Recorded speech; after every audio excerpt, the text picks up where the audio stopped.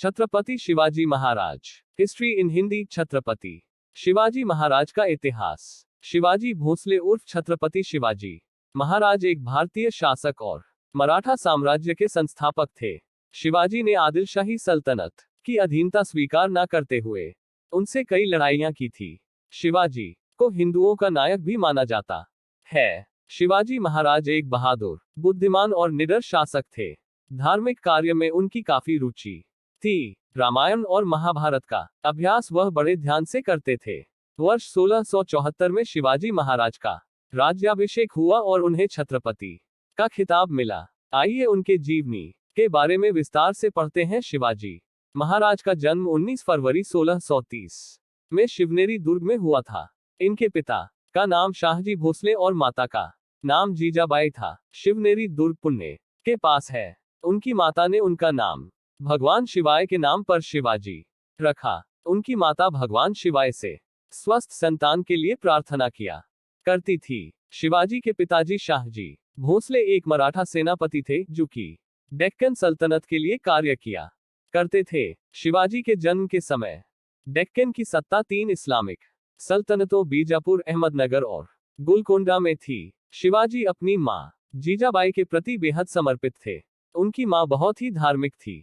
उनकी माता शिवाजी को बचपन से ही युद्ध की कहानियां तथा उस युग की घटनाओं के बारे में बताती रहती थी। खासकर उनकी मां उन्हें रामायण और महाभारत की प्रमुख कहानियां सुनाती थी, जिन्हें सुनकर शिवाजी के ऊपर बहुत ही गहरा असर पड़ा था। इन 2 ग्रंथों की वजह से वो जीवन पर्यंत हिंदू महत्वों का बचाव करते रहे।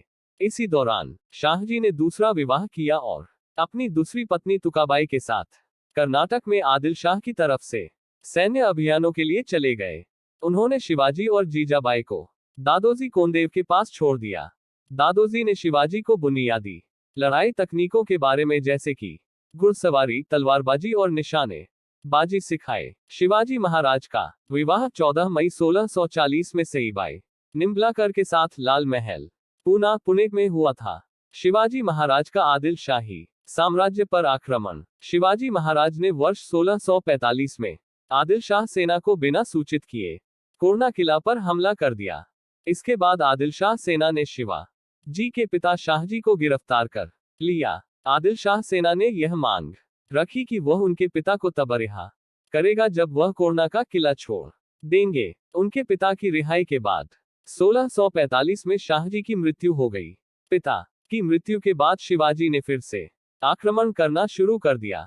वर्ष 1659 में आदिल शाह ने अपने सबसे बहादुर सेनापति अफजल खान को शिवाजी को मारने के लिए भेजा। शिवाजी और अफजल खान 10 नवंबर 1659 को प्रतापगढ़ के किले के पास एक झोपड़ी में मिले। दोनों के बीच एक शर्त रखी गई कि वह दोनों अपने साथ केवल एक ही तलवार लाए गए। शिवाजी को अफजल खान पर भरोसा नहीं था और इसलिए शिवाजी ने अपने कपड़ों के नीचे कवच डाला और अपनी दाई भुजा पर बाघनख टाइगर्स क्लॉ रखा और अफजल खान से मिलने चले गए। अफजल खान ने शिवाजी के ऊपर वार किया, लेकिन अपने कवच की वजह से वह बच गए और फिर शिवाजी ने अपने बाघनख टाइगर्स क्लॉ से अफजल खान पर हमला कर दिया। हमला इतना घातक था कि अफजल खान बुरी तरह से घायल हो गया और उसकी मृत्यु हो गई। इसके बाद शिवाजी के सैनिकों ने बीजापुर पर आक्रमण कर दिया। शिवाजी ने 10 नवंबर 1659 को प्रतापगढ़ के युद्ध में बीजापुर की सेना को हरा दिया। शिवाजी की सेना ने लगातार आक्रमण करना शुरू कर दिया। शिवाजी की सेना ने बीजापुर के 3000 सैनिक मार दिए और अफजल खान के 2 पुत्रों को गिरफ्तार कर लिया। शिवाजी ने बड़ी संख्या में हथियारों, घोड़ों और दूसरे सैन्य सामानों को अपने अधीन कर लिया। इससे शिवाजी की सेना और ज्यादा मजबूत हो गई और मुगल बादशाह औरंगजेब ने इसे मुगल साम्राज्य का सबसे बड़ा खतरा समझा। शिवाजी महाराज का मुगलों से पहला मुकाबला मुगलों के शासक औरंगजेब का ध्यान उत्तर भारत के बाद दक्षिण भारत की तरफ गया। उसे शिवाजी के बारे में पहले से ही मालूम था। औरंगजेब ने दक्षिण भारत में अपने मामा शाइस्ता खान को सूबेदार बना दिया था। शाइस्ता खान अपने 150,000 सैनिकों को लेकर पुणे पहुंच गया और उसने वहां लूटपाट शुरू कर दी। शिवाजी ने अपने 350 मावलों के साथ उन पर हमला कर दिया था। तब शाइस्ता खान अपनी जान बचाकर भाग खड़ा हुआ और शाइस्ता खान को इस हमले में अपनी 3 उंगलियां गंवानी पड़ी। इस हमले में शिवाजी महाराज ने शाइस्ता खान के पुत्र और उनके 40 सैनिकों का वध कर दिया। शाइस्ता खान ने पुणे से बाहर मुगल सेना के पास जाकर शरण ली और औरंगजेब ने शर्मिंदगी के मारे शाइस्ता खान को दक्षिण भारत से हटाकर बंगाल का सूबेदार बना दिया। जब हुई सूरत में लूट, इस जीत के बाद शिवाजी की शक्ति और ज्यादा मजबूत हो गई थी। लेकिन कुछ समय बाद शाइस्ता खान ने अपने 15,000 सैनिकों के साथ मिलकर शिवाजी के कई क्षेत्रों को जलाकर तबाह कर दिया। बाद में शिवाजी ने इस तबाही का बदला लेने के लिए मुगलों के क्षेत्रों में जाकर लूटपाट शुरू कर दी। सूरत उस समय हिंदू मुसलमानों का हज पर जाने का एक प्रवेश द्वार था। शिवाजी ने 4,000 सैनिकों के साथ सूरत के व्यापारियों को लूटने का आदेश दिया, लेकिन शिवाजी ने किसी भी आम आदमी को अपनी लूट का शिकार नहीं बनाया। शिवाजी महाराज को आगरा में आमंत्रित करना और बंदी बनाना। शिवाजी महाराज को आगरा बुलाया गया, जहां उन्हें लगा कि उनको उचित सम्मान नहीं दिया गया है। इसके खिलाफ उन्होंने अपना रोष दरबार पर निकाला और औरंगजेब पर छल का आरोप लगाया। औरंगजेब ने शिवाजी को कैद कर लिया और शिवाजी पर 500 सैनिकों का पहरा लगा दिया। हालांकि उनके आग्रह करने पर उनकी स्वास्थ्य की दुआ करने वाले आगरा के संत फकीरों और मंदिरों में प्रतिदिन मिठाइयां और उपहार भेजने की अनुमति दे दी गई थी। कुछ दिनों तक यह सिलसिला ऐसे ही चलता रहा। एक दिन शिवाजी ने संभाजी को मिठाइयों की टोकरी में बैठकर और खुद मिठाई की टोकरी उठाने वाले मजदूर बनकर वहां से भाग गए। इसके बाद शिवाजी ने खुद को और संभाजी को मुगलों से बचाने के लिए संभाजी की मौत की अफवाह फैला दी। इसके बाद संभाजी को मथुरा में एक ब्राह्मण के यहाँ छोड़कर शिवाजी महाराज बनारस चले गए। औरंगजेब ने जय सिंह पर शक करके उसकी हत्या विष देकर करवा डाली। जसवंत सिंह शिवाजी का मित्र के द्वारा पहल करने के बाद सन 1668 में शिवाजी ने मुगलों के साथ दूसरी बार संधि की। औरंगजेब ने शिवाजी को राजा की मान्यता दी। शिवाजी के पुत्र संभाजी को 5,000 की मनसबदारी मिली और शिवाजी को पूना, चाकन और सूपा का जिला लौटा दिया गया, लेकिन सिंहगढ़ और पुरंदर पर मुगलों का आधिपत्य बना रहा। सन 1670 में सूरत नगर को दूसरी बार शिवाजी ने लूटा। नगर से 132 लाख की संपत्ति शिवाजी के हाथ लगी और लौटते वक्त शिवाजी ने एक बार फिर मुगल सेना को सूरत में हराया। शिवाजी महाराज का राज्याभिषेक। सन 1674 तक शिवाजी के साम्राज्य का अच्छा खासा विस्तार हो चुका था। पश्चिमी महाराष्ट्र में स्वतंत्र हिंदू राष्ट्र की स्थापना के बाद शिवाजी ने अपना राज्याभिषेक करना चाहा, परंतु ब्राह्मणों ने उनका घोर विरोध किया। क्योंकि शिवाजी क्षत्रिय नहीं थे, उन्होंने कहा कि क्षत्रियता का प्रमाण लाओ तभी वह राज्याभिषेक करेगा। बालाजी राव जी ने शिवाजी का संबंध मेवाड़ के सिसोदिया वंश से संबंध के प्रमाण भेजे, जिससे संतुष्ट होकर वह रायगढ़ आया और उन्होंने राज्याभिषेक किया। राज्याभिषेक के बाद भी पुणे के ब्राह्मणों ने शिवाजी को राजा मानने से इनकार कर दिया। इसके बाद शिवाजी ने अष्टप्रधान मंडल की स्थापना की। विभिन्न राज्यों के दूतों, प्रतिनिधियों के अलावा विदेशी व्यापारियों को भी इस समारोह में आमंत्रित किया गया। इस समारोह में लगभग रायगढ़ के 5,000 लोग इकट्ठा हुए थे। शिवाजी को छत्रपति का खिताब दिया गया। उनके राज्याभिषेक के 12 दिन बाद ही उनकी माता का देहांत हो गया। इस कारण फिर से 4 अक्टूबर 1674 को दूसरी बार उनका राज्याभिषेक हुआ। 2 बार हुए इस समारोह में लगभग 50 लाख रुपए खर्च हुए। इस समारोह में हिंदू स्वराज की स्थापना का उद्घोष किया गया था। शिवाजी महाराज ने दिया संस्कृत को बढ़ावा। शिवाजी के परिवार में संस्कृत का ज्ञान अच्छा था और संस्कृत भाषा को बढ़ावा दिया गया था। शिवाजी ने इसी परंपरा को आगे बढ़ाते हुए अपने किलों के नाम संस्कृत में रखे, जैसे कि सिंधुदुर्ग, प्रचंडगढ़ तथा सुवर्णदुर्ग। उनके राजपुरोहित केशव पंडित स्वन्य एक संस्कृत के कवि तथा शास्त्री थे। उन्होंने दरबार के कई पुराने कायदों को पुनर्जीवित किया एवं शासकीय कार्यों में मराठी तथा संस्कृत भाषा के प्रयोग को बढ़ावा दिया। शिवाजी महाराज के धार्मिक कार्य। शिवाजी एक कट्टर हिंदू थे। वह सभी धर्मों का सम्मान करते थे।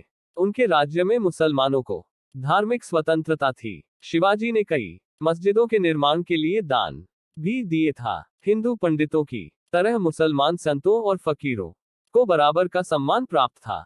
उनकी सेना में कई मुस्लिम सैनिक भी थे। शिवाजी हिंदू संस्कृति का प्रचार किया करते थे। वह अक्सर दशहरा पर अपने अभियानों का आरंभ किया करते थे। शिवाजी महाराज की नौसेना शिवाजी ने काफी कुशलता से अपनी सेना को खड़ा किया था। उनके पास एक विशाल नौसेना नेवी भी थी, जिसके प्रमुख मयंक भंडारी थे। शिवाजी ने अनुशासित सेना तथा सुस्थापित प्रशासनिक संगठनों की मदद से एक निपुण तथा प्रगतिशील सभ्य शासन स्थापित किया। उन्होंने सैन्य रणनीति में नवीन तरीके अपनाए, जिसमें दुश्मनों पर अचानक आक्रमण करना जैसे तरीके शामिल थे। शिवाजी महाराज का प्रशासनिक कौशल। शिवाजी को एक सम्राट के रूप में जाना जाता है। उनको बचपन में कुछ खास शिक्षा नहीं मिली थी, लेकिन वह फिर भी भारतीय इतिहास और राजनीति से अच्छी तरह से परिचित थे। शिवाजी ने प्रशासकीय कार्यों में मदद के लिए 8 मंत्रियों का एक मंडल तैयार किया था, जिसे अष्टप्रधान कहा जाता था। इसमें मंत्रियों प्रधान को पेशवा कहते थे। राजा के बाद सबसे ज्यादा महत्व पेशवा का होता था। अमात्य वित्त मंत्री और राजस्व के कार्यों को देखता था, और मंत्री राजा के दैनिक कार्यों का लेखा जोखा रखता था। सचिव दफ्तरी काम किया करता था। सुमंत विदेश मंत्री होता था, जो सारे बाहर के काम किया करता था। सेनापति सेना का प्रधान होता था। पंडित राव दान और धार्मिक कार्य किया करता था। न्यायाधीश कानूनी मामलों की देखरेख करता था। मराठा साम्राज्य उस समय 3 या 4 विभागों में बटा हुआ था। प्रत्येक प्रांत में एक सूबेदार था, जिसे प्रांतपति कहा जाता था। हर एक सूबेदार के पास एक अष्टप्रधान समिति होती थी। न्याय व्यवस्था प्राचीन प्रणाली पर आधारित थी। शुक्राचार्य, कौटिल्य और हिंदू धर्मशास्त्रों को आधार मानकर निर्णय दिया जाता था। गांव के पटेल फौजदारी मुकदमों की जांच करते थे। राज्य की आय का साधन भूमिकर था। सरदेशमुखी से भी राजस्व वसूला जाता था। पड़ोसी राज्यों की सुरक्षा की गारंटी के लिए वसूले जाने वाला सरदेश मुखी कर था। शिवाजी अपने आप को मराठों का सरदेशमुख कहा करते थे, और इसी हैसियत से सरदेशमुखी कर वसूला जाता था। शिवाजी महाराज का चरित्र। शिवाजी महाराज ने अपने पिता से स्वराज की शिक्षा हासिल की। जब बीजापुर के सुल्तान ने उनके पिता को गिरफ्तार कर लिया था, तो शिवाजी ने एक आदर्श पुत्र की तरह अपने पिता को बीजापुर के सुल्तान से संधि करके छुड़वा लिया। अपने पिता की मृत्यु के बाद ही शिवाजी ने अपना राज तिलक करवाया। सभी प्रजा शिवजी का सम्मान करती थी, और यही कारण है कि शिवाजी के शासनकाल के दौरान कोई आंतरिक विद्रोह जैसी घटना नहीं हुई थी। वह एक महान सेना नायक के साथ साथ एक अच्छे कूटनीतिज्ञ भी थे। वह अपने शत्रु को आसानी से मात दे देते थे। शिवाजी महाराज के बारे में एक पुस्तक गनिमिकावा लिखी गई है, जिसमें उनके शत्रु पर अचानक से आक्रमण करने के कई किस्से हैं। शिवाजी महाराज का सिक्का। एक स्वतंत्र शासक की तरह उन्होंने अपने नाम का सिक्का चलवाया, जिसे शिवराय कहते थे, और यह सिक्का संस्कृत भाषा में था। 3 अप्रैल 1680 में लगातार 3 सप्ताह तक बीमार रहने के बाद यह वीर हिंदू सम्राट सदा के लिए इतिहासों में अमर हो गया, और उस समय उनकी आयु 50 वर्ष थी। शिवाजी महाराज एक वीर पुरुष थे, जिन्होंने अपना पूरा जीवन मराठा हिंदू साम्राज्य के लिए समर्पित कर दिया। मराठा इतिहास में सबसे पहला नाम शिवाजी का ही आता है। आज महाराष्ट्र में ही नहीं, पूरे देश में वीर शिवाजी महाराज की जयंती बड़े ही धूमधाम के साथ मनाई जाती है। शिवाजी महाराज की जयंती। शिवाजी महाराज की जयंती हर वर्ष 15 मार्च को मनाई जाती है। अच्छा लगा हो तो लाइक और सब्सक्राइब जरूर करें, और शेयर भी करें हमारे चैनल कहानियां आर एक राम मिलन। धन्यवाद।